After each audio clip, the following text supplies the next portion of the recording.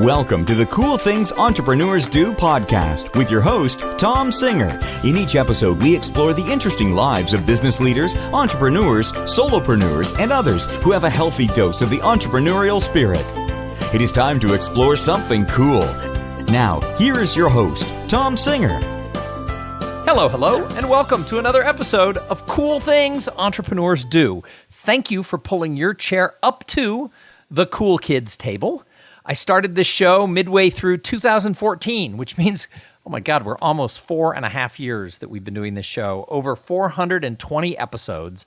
And the whole purpose is to just bring ideas, theories, nuggets, pieces of experience that entrepreneurs, solopreneurs, business leaders, and other people with just that entrepreneurial spirit can share with all of us. Because I say it all the time, success leaves clues. So my whole theory was if I interviewed people on this show, I would pick up, and the audience would pick up, ideas and clues about how to be more successful in this kind of crazy entrepreneurial life.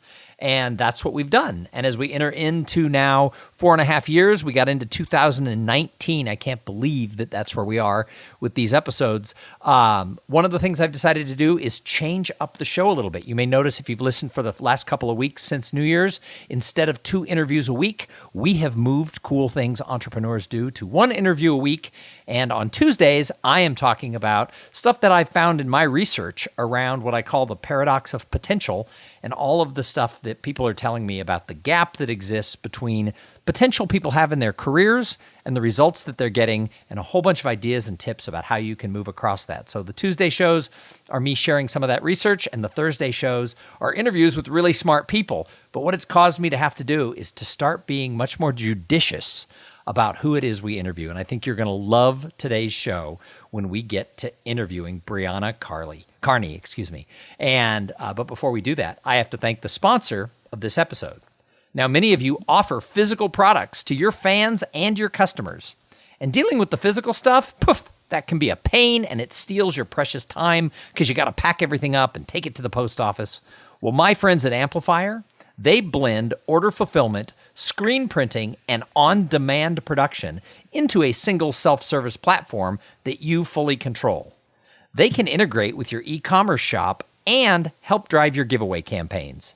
They are great for big companies as well as entrepreneurs just starting out. And on-demand means no inventory risk. And as you know, as you grow, you can stock up on inventory, and Amplifier will handle all that for you. And they're who I work with the Try New Things t-shirts that so many of you have said you wanted to buy. And so I worked with Amplifier to set up my shop, and now you can get the Try New Things shirts at trynewthings.shop. So go check that out. And don't forget, jump over to amplifier.com/coolthings and sign up today to work with them. So speaking of today, we have Brianna Carney, and she is with CrewBloom. Now, she's had this company for a little over 2 years. She lives in Brooklyn, New York, which I think is just awesomely cool place to live. If I didn't live in Austin, Texas, I would either live in San Diego or New York City, because those are the 3 best places in the world as far as I'm concerned. And she's growing this business right there out of New York, and she's doing some cool things. I mean, she comes out of a corporate world. She worked for Amazon, but now she's working for herself, and I'm excited to hear her story. Brianna, welcome to Cool Things Entrepreneurs Do. Thanks for having me. It's a pleasure. So tell us a little bit about CrewBloom. What is it that y'all do?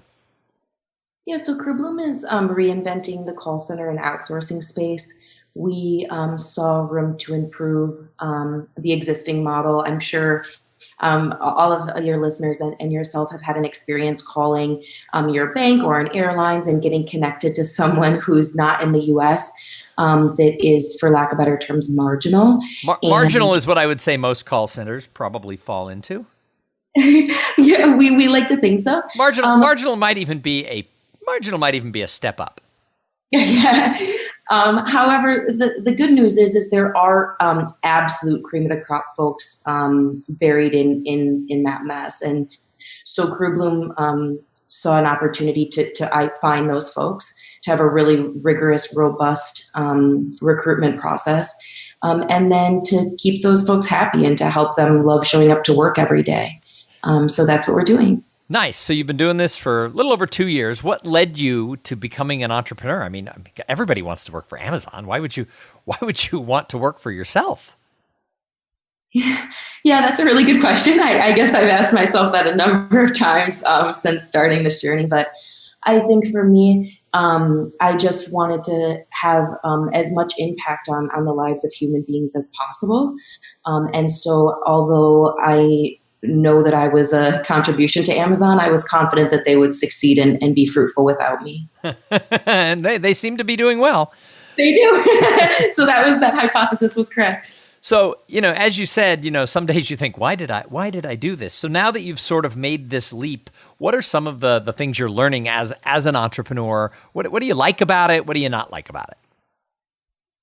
Yeah, good question. So I think one of the most important things that entrepreneurs have to be prepared for is that even like the term work-life balance is no longer real. Like you're taking on something that is going to be your life.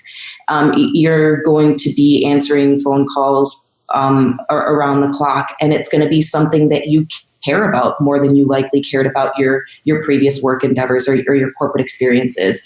And so being really, really diligent about knowing when you need to just cool your jets and to preserve your energy and to be true to stamina, I think is really relevant and important.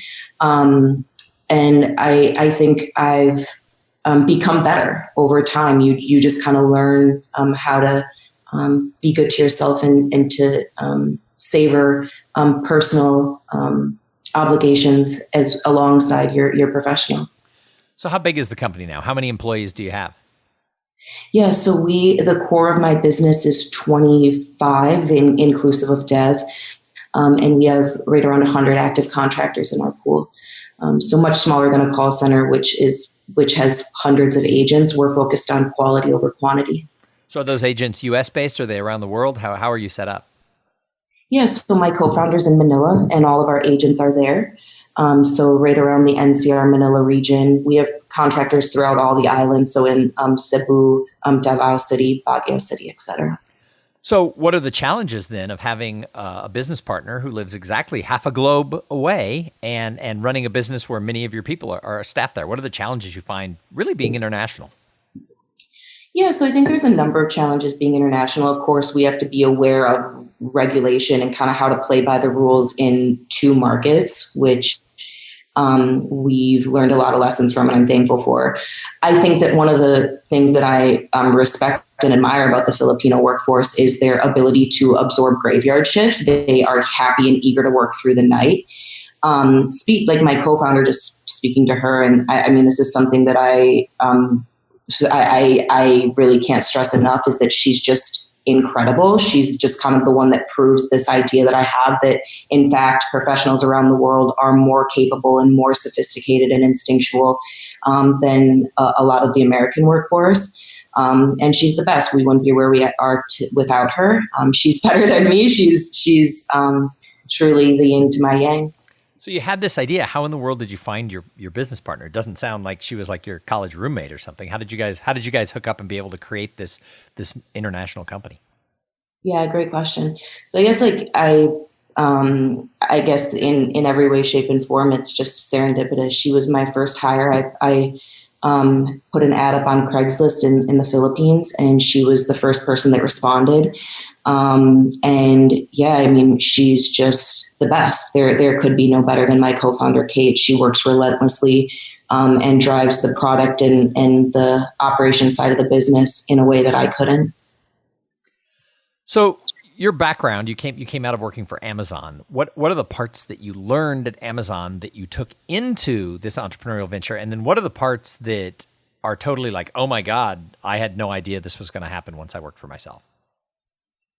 Yeah, so I think one of the things that I miss a lot about Amazon, and I didn't, and I knew this while I was there, but working alongside folks that are the absolute best is like an undeniable competitive disadvantage. Like you truly are motivated and competing alongside folks that are exceptional. And when you're on your own, it's up to you to wake up every day and to find that inspiration and motivation and drive. And you have no one to compete yourself or no one to compete against. It's just yourself. And so, yeah, I think that's one of the biggest takeaways is I was fortunate.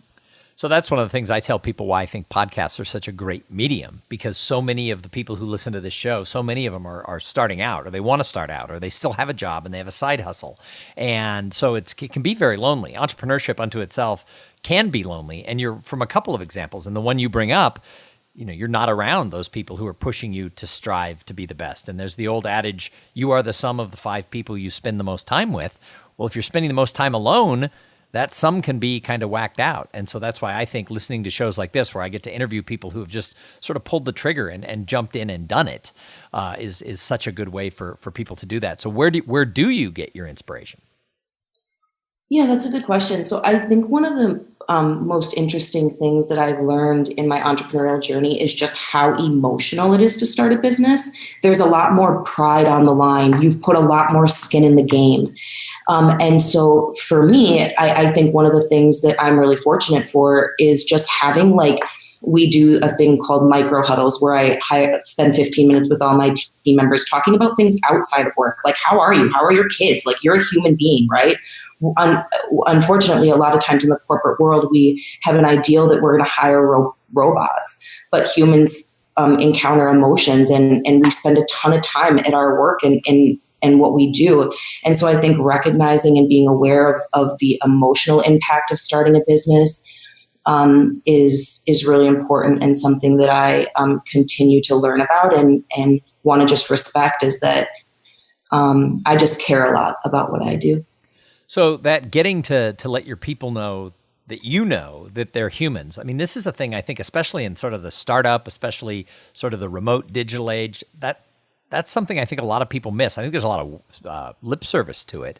But let's talk a little bit more about, really getting to connect with the people on your team, both locally and virtually.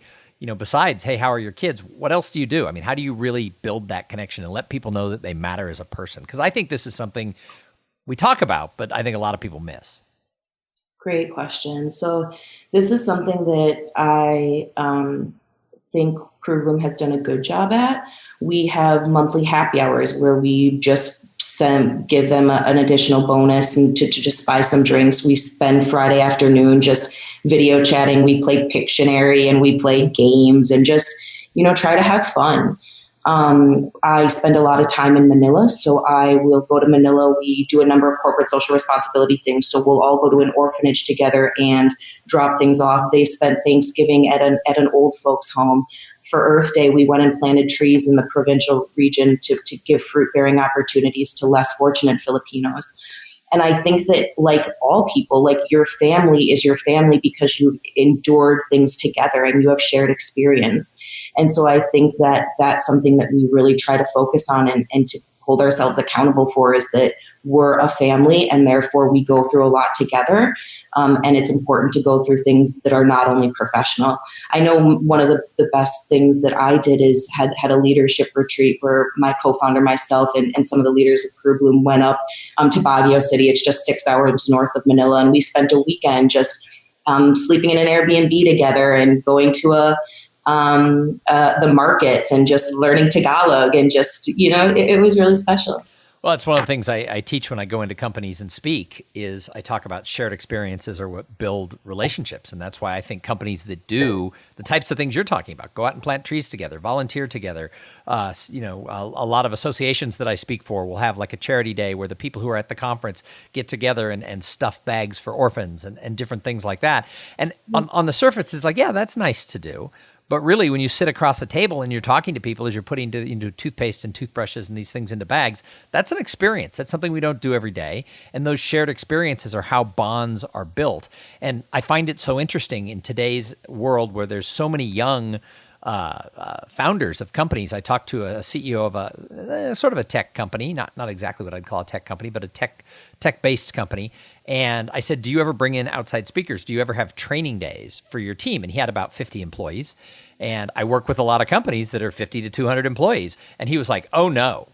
And he had like this visceral reaction. I'm like, What do you mean, oh no? And he goes, we are too busy working to take everybody out for like a half day and have like a training day. He was like, oh, and he goes, and if, we would never spend the money to bring somebody like you in. He was so horrified at the thought of like having a half day or a whole day where the people weren't working. And I was like, yeah. And then I met someone who worked for the company, and the person was like, yeah, it's a lot of BS around here, a lot of lip service and not work. And I'm like, oh, I could have predicted that. That's hilarious. Yeah, we're actually running a little spiff internally with the core now. Whomever can secure the most professional mentorship calls. So just reach out on LinkedIn, guys. Find people that are doing something similar than you. Like, I care about you as a human first and a CrewBloomer second, I think is what's going to keep people around. Well, and that's interesting that you said, reach out to people, because this is several years ago, but I was approached by a CEO of a company to speak to a sales team. And part of the message was really, how do you connect with people? And I talk a lot. I'm really a big believer in mentors inside and outside your company. And I'm just laughing because I didn't prepare for this. I just thought of this the other day. Honestly, the sales manager said, no, we can't have this guy come talk, because if he teaches our people what he's saying, they'll get plucked away. He basically wanted his people to stay sort of mediocrely high good rather than have them strive for great and have all these connections in their industry, because if they were great at their job and were well connected, people would hire them away. And the CEO and I kind of laughed about it, and he ended up not hiring me because the sales manager didn't want that presentation. But it made me laugh because I was like, you'd rather have mediocre people than have the best in the industry, because they might get hired away. Some would get hired away, but if you offer them a good opportunity, some will stay. So, why not just keep rotating through the best ones? And, if people need to move on for whatever reason, cheer for them. And that's what it sounds like. If you have somebody who gets another opportunity and moves on, it sounds like you're going to be happy for them. Yeah. I mean, I guess I even have never, like, that's, I just believe that ideal is nonsensical, that I have a moral obligation as a leader to make everyone the best. Not only the best professional, but to have a really meaningful impact on their lives and their time spent on this earth. I think, like, if we look back on when we're 80 and we look back, I mean, I don't think people will remember the intricacies of our outbound or inbound processes, or like what CRM system we use. Like, they're going to remember how people made them feel. And the same, we want our client partners to remember how working with CrewBloom made them feel. And so I think that's just a really silly way to go about business. Well, as you know, there's a lot of people who go about business in silly ways. So because there's so many people who listen to the show who are either starting businesses or would like to, what advice do you have for somebody who is listening to this and saying, I have an idea.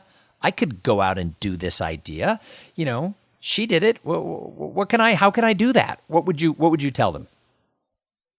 Yeah. So I think for me, I will never overlook the blessing I wouldn't have been able to do it without Kate. I think that being a solo entrepreneur is incredible and completely possible. And I respect solo entrepreneurs with the utmost regard, but just know that you need to have like a solid support system. It's really important that the humans in your life are on board, whether you're a mother or a father, and you just need to make sure that your partner or your family is supportive. But I think at a certain point in time, you just have to jump. I think that it's you learn a lot. You also have to shelve pride. A lot of times pride and ego comes in our way, and we're scared of failures and we're scared of falling on our face. If Kate and I kind of like reflect back, we just chuckle, we laugh. Like, remember when we were XYZ and it was just absolutely nonsensical and cost us a lot of money? But the reality is I think persistence and determination will always take you where you need to be. So I talk a lot about potential. I've become somewhat obsessed at the fact that so many people have more potential than they're ever going to reach. And I've interviewed well over 500 people now about how they feel about their own potential and the results they're getting. And what I've found is that some people are able to navigate that gap between potential and results and go far, and some people just get stuck. What do you think the delta is for entrepreneurs that go farther across the gap? How come some people are able to really kick ass? Oh, I think that's a really good question. I think that, I mean, I'm not going to overlook the fact that I was born with a lot of privilege. Being a white middle income American, it was an undeniable advantage for me. I had a really supportive family, and I was just, for lack of better terms, really lucky. But I think that if I look at what really defines humans and what kind of makes us humans, it's just kind of really how well we're able to confront fear. Because like we're all scared of things. Like being a human's scary. But how well it is that we're able to recognize when we're scared, acknowledge that, and just move on, I think is kind of what makes certain people able to achieve more and find more meaning in their life. Well, I mean, you hit the nail on the head. Working through your fear is one of the biggest tips that I get from entrepreneurs about how they're able to get across that delta is, like you said, fear is real. We're humans. It's scary. You know, it's actually built into, fear is built into us. I mean, you walk outside, 10,000 years ago, you had to be fearful. Is a tiger going to eat me? Now, when you walk outside, you probably don't have to be that fearful that you're going to be devoured by some sort of a wild animal. And yet, a little bit of fear about asking the boss for a raise or starting your own business or whatever, fear reacts the same way. So our instinctual insides are like, tiger. And it paralyzes us, when in reality, we probably don't have to be that scared of most of the things that are happening in our careers. So you really nailed sort of, one of the big answers right there is that. And you bring up another interesting point. And if we go back 2 episodes, the last interview that I did was with a guy named Roman Gonzalez. And he talked about the fact he's a Hispanic entrepreneur. And he said he grew up, he didn't have a lot of people who looked like him who were entrepreneurs. And he talked about how, it's just a couple of percentage points of venture capital goes to people of color. And so he talked about the fact that, and he wasn't criticizing or being negative. He studied to be a philosopher. So he was actually very philosophical about it. But he talked about the fact, what, you called privileged, and he and I talked a little bit about just sort of an unconscious bias. How do you think that either propels us or holds us back, if depending on where we come from and how we look at the world? Let me ask you kind of a side question. Were your parents entrepreneurial? My father is entrepreneurial. My mom's a nurse. She's the best person in the world. Mm-hmm. But I think that for me, I really, really believe that there is like just a lot of life is unfair. Like I remember my dad always just saying that. He's just like, life's unfair. And it is unfortunate that we as entrepreneurs compare ourselves to what we saw on the cover of Forbes, which is a lot of times we have a tendency to compare ourselves, and that's unfair and just a human tendency. So I think that being a woman-owned business and having a woman co-founder and just trying to be a voice, and our business model falls back on the fact that we all as humans are capable, regardless of whether I was born in Nairobi, Kenya, Paris, or Minneapolis, Minnesota, like me. There's exceptional talent everywhere, and we need to harness that and to overlook biases that only white men are going to rule the businesses of the world. Yeah, well, as a white man, I agree with you. So I think I think there's so much potential out there in everybody, and I think that we have to find ways to break down those barriers, and that's why I'm a real big believer, and I serve as a mentor, and that's why I'm always encouraging people to find mentors, because if you get a great mentor, and I'll be honest, finding a great mentor is hard, but if you find a great mentor, they really do have the ability to help you, find paths across that gap in ways that doesn't matter who you are, what your background is. They can help open up doors. Of course. So have you had mentors? Yeah, absolutely. I mean, I wouldn't be where I am today alone. I think that just kind of shout out Joe Applebaum with Motivation. He's just a Brooklyn business owner, someone that I respect and cherish a ton, someone that took a ton of time out of his personal life to work alongside me and is ferociously dedicated to bettering the lives of entrepreneurs. Just a ton of folks that were just the best that I couldn't have done it without. Hey, I've got a couple more questions for you, Brianna. But first, I have to thank the other sponsor of this episode.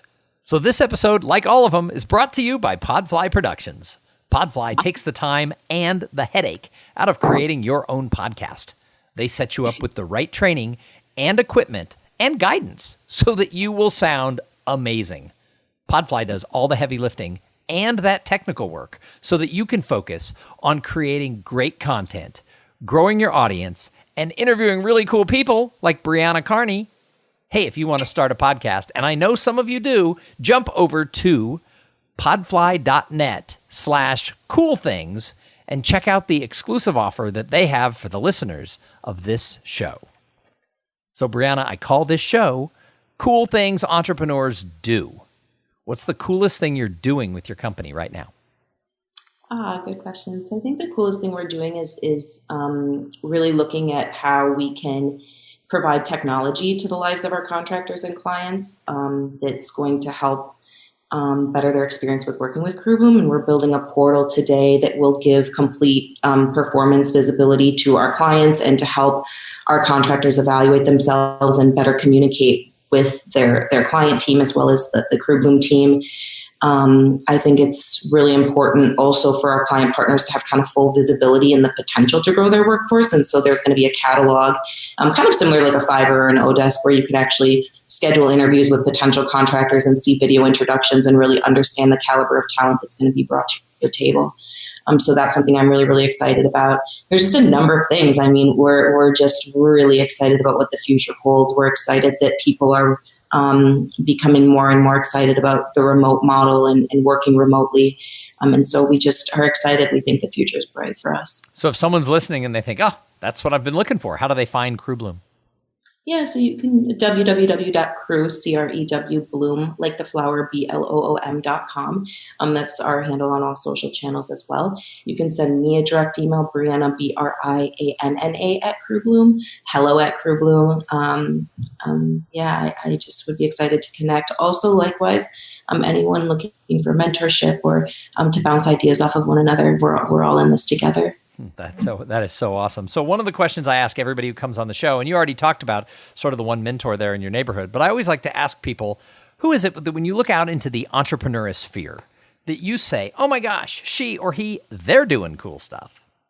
Yeah, so I think the founder of Patagonia is doing something really great with his vision of like work-life balance and sustainability. Just like as a female entrepreneur, I really dig Sarah Blakely, the founder of Spanx.